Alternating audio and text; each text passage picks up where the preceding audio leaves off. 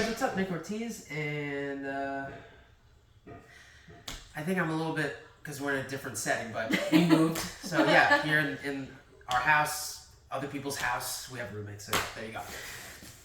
Today we'll be looking at different situations, well, two, one very simple and one maybe a little bit complicated, but not so much, from a shin to shin situation. Camille's standing. The first one's pretty simple. I just think that whenever people get shin to shin, and I've gotten this question asked a lot, essentially their issue is trying to not only draw the rear leg in, but they start to pull, thinking going in a backwards direction is going to help facilitate that rear leg coming forward. And what tends to happen is they fall back, there's no post hand.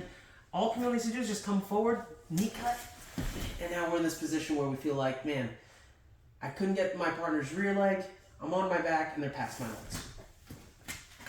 So, something very, very simple that I want to do whenever I'm getting shin to shin is the idea that if I'm going to draw the rear leg in, I'm always looking back and away, chin over shoulder, we pull, and we draw the rear leg. Now immediately I take my forehead to the inner thigh, and I cover the shoelaces with my forearm. Now from this situation, I just look to lift, coming to my right shoulder first. Then from this situation, I go flat back, and from here we can shoot the Al-Shigurami.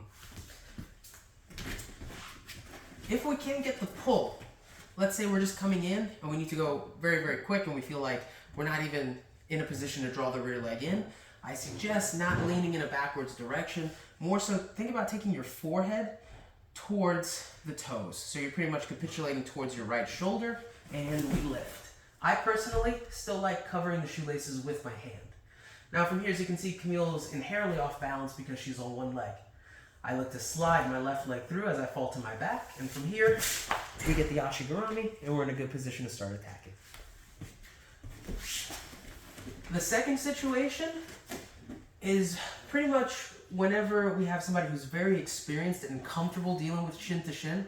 What tends to happen is we get shin to shin, Camille is going to push on my shoulders to expose the connection, or a lack thereof, of my elbow away from my ribs. She's going to level change forehead to forehead, so coming forward is going to be tough.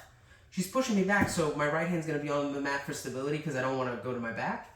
Camille can now punch in an underhook, continue to drive forward with the underhook, and start causing problems from here. So how do we fix that?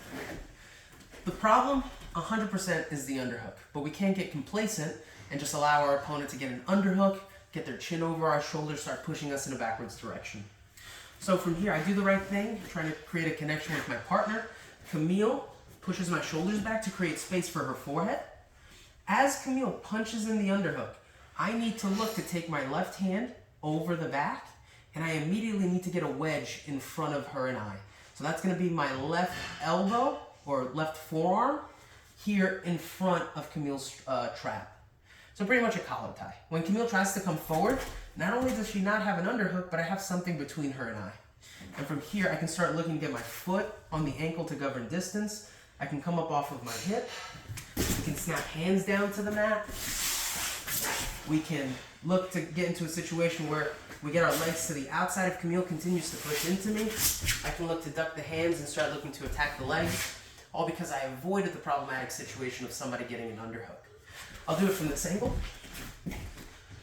So, again, it's all about being as aware as possible and not getting complacent when our opponent gets an underhook. We're here, we come in shin to shin. Camille, as I'm concave, pushes my shoulders back. My right hand goes on the mat because I don't want to be flat. Camille's going to try to take advantage by punching in an underhook, but go back, Cam, slowly. As soon as she's punching it in, left hand comes to the back, the scapula, and I turn my elbow down to the mat. So when Camille goes to push, there's a forearm. Now I can reinforce my frame, my forearm frame, with a foot governing distance on the ankle. And from here, many attacks. We can come back, getting into front head. She tries to punch in an underhook. Again, I'm here. From this position, it's really easy for me to take my legs to the outside. Camille continues to try to push into me. We can start to duck and attack with a variety of options. So again, the idea is to just be as aware as possible, because it's a war of attrition. If we lose something that we feel is very minor, it starts to snowball, have that snowball effect. And something like an underhook is pretty much unacceptable. We can't allow somebody to get inside position on us because, again, it leads to pins. Pins lead to submissions, and then, again, just that snowball effect that we're trying to avoid. Thank you for watching, and yeah, appreciate it.